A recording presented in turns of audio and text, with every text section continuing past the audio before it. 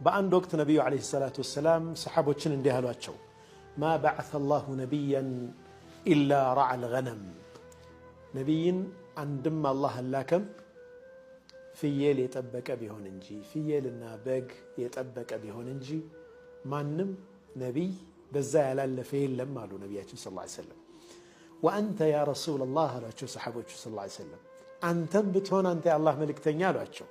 نعم كنت أرعاها على قراريط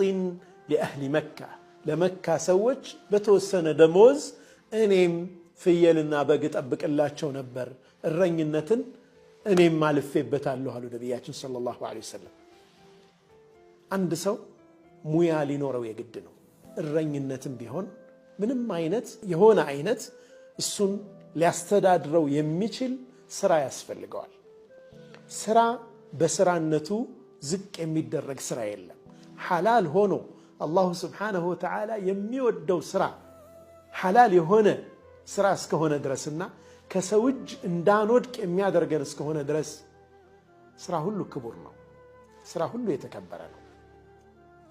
የምንመርጠው መልካም ብለን የምናስበው ከራሳችን ጋር ይሄዳል ብለን የምናስበው ወይም ማህበረሰቡ ትልቅ ክብር የሚሰጠው ስራ ሊኖር ይችላል ለምሳሌ አንድ ሰው ሐኪም መሆን አለብኝ ብሎ ሊያስብ ይችላል መሐንዲስ መሆን አለብኝ ብሎ ሊያስብ ይችላል ያ ችግር የለበትም የግድ ለምን የማዘጋጃ ቤት ጽዳት ሰራተኛ ለምን ሆናለሁ አላልክም አይባልም ያንን ሊያስብ ይችላል የተሻለ ተከፋይ ሊሆን ይችላል ብሎ ሊያስብ ይችላል የተሻለ ነገር ሊመርጥ ይችላል መሆንም ይኖርበታል ትልቁ ችግር ግን እዛ ቦታ ላይ ከደረሰ በኋላ ጽዳት ሰራተኛን መናቅ ከጀመረ ግን ያ ነው ትልቁ ችግር ጽዳት ከፍተኛ ብለን የምናስበውም ስራ ሁሉም ሐላል እስከሆነ ድረስ ክቡር ነው የተከበረ ስራ ነው የስራው ማንነት አይደለም አላህ Subhanahu Wa Ta'ala ዘንድ ተወዳጅ የሚያደርገን የስራው ምንነት አይደለም አላህ Subhanahu Wa Ta'ala ዘንድ ተወዳጅ የሚያደርገን ልባችን ውስጥ ያለ መልካምነት ነው ከሐላል ለሐላል ያለን መልካምነት ነው ከሐራም ያለን ሽሽት ነው ያገኘነው መልካም ነገር ለመልካም ነገር ማውጣት መቻላችን ነው ሙያ አልባ መሆን በእስልምና ፈጽሞ የተወደደ አይደለም የሆነ አይነት ስራ ኢትቃን የምናደርገው የምናሳምረው ስራ ሊኖረን ይገባል ዑመር ኢብኑ ኸጣብ ረዲየላሁ ዐንሁ ምን አሉ أرى الرجل فيعجبني عندن سو آيونا እገረምበታለሁ እደነቅበታለሁ ጥሩ ሰው ነው ብዬ አስበዋለሁ ከዛ በኋላ ሙያህ ምንድነው ብዬ ጠይቀዋለሁ አሉ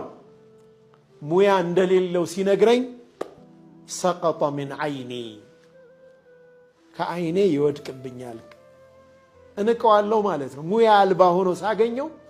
ያኔ ይወርድብኛል ያሰዋል ሙያ እያንዳንዳችን ኢትቃን ልናደርገው ምንችል ስኪልድ የሆነበት ነገር ያስፈልገናል ምሁራን እንደሚሉት አንድ ሰው አንድ ነገር ላይ ፎከስ ካደረገ የበለጠ ያንን ነገር አድምቶ መስራት ይችላል ኤክስፐርት መሆን ይችላል ቢበዛ ሁለት ነገር ይላሉ ከዛ በላይ ከሆነ የተወሰነ ዕውቀት ይኖረዋል እንጂ ዲፕ ጥልቅ የሆነ ዕውቀት ጥልቅ የሆነ ኖው ሊኖረው አይችልም ስለዛ ጉዳይ ማለት ነው ምንገባባቸው ነገሮች በበዙ ቁጥር እንበታተናለን በደንብ ኢትቃን አናደርገውም ስራዎችን ግን ለየትኛውም ስራ ክብር ሊኖረን ይገባል ማለት ነው ትልቅ ደረጃ ስንደርስ የመጣንበትን መናቅ ያስፈልግም አንዳንድ ጊዜ ወላጆቻችን ማህበረሰቡ ዝቅተኛ ብሎ ከሚያስባቸው ስራዎች ተነስተው ያንን ስራ ሰርተው እኛን ትልቅ ደረጃ ያደርሱንና ትልቅ ደረጃ ከደረስን በኋላ ግን ወላጆቻችን ዞር ብለን ማየት ወይም ታሪካችን ማሰብ ይከብደናል ዲናል ውስጥ የምንገባበት ጊዜ አለ እንክዳለን አንዲት ዩኒቨርሲቲ ምሩቅ ተማሪ የምርቃቷ ቀን ያደረገችው ግን ትልቅ ትምህርት ይሆነናል ብዬ አስባለሁ አባቷ ማዘጋጃ ቤት ውስጥ የጽዳት ሰራተኛ ሆነው ነው ዩኒቨርሲቲ ደረጃ ያደረሷትና ልጄ ይሏታል ምናልባት ጓደኞችሽ እኔ አባትሽ መሆኔን ሲያውቁ ላንቺ ንቀት እንዳያሳዩሽ ስለኔ አትንገሪያቸው ብለው ይመክሯት ነበር። እቺ ልጅ ግን የምርቃቷ ቀን ምንድነው ያደረገችው? ጋውኗን እንደለበሰች አባቷ ስራ ቦታ ላይ ሄዳ የጋውኗን ኮፍያ ለአባቷ ልብሳ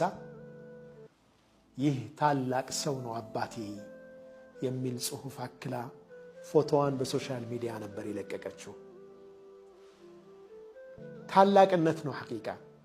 ማህበረሰቡ ዝቅተኛ ብሎ የሚያስበውን ስራ ወይም በጣም ዝቅተኛ ተከፋይነት ያለበትን ስራ ሰርተው ልጆቻቸውን ለቁም ነገር ያበቁ ወላጆች ሊኮራባቸው ይገባል፣ ሊደነቁ ይገባል፣ የበለጠ ክብር ሊሰጣቸው ይገባል። የሥራ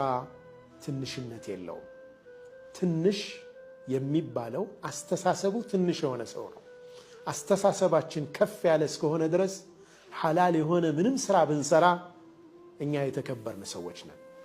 አንደኛ የምንመገበው ምግብ ሐላል ነው። ሁለተኛ ከሰው እጅ አልወደቅንም። ራሳችንን ችለን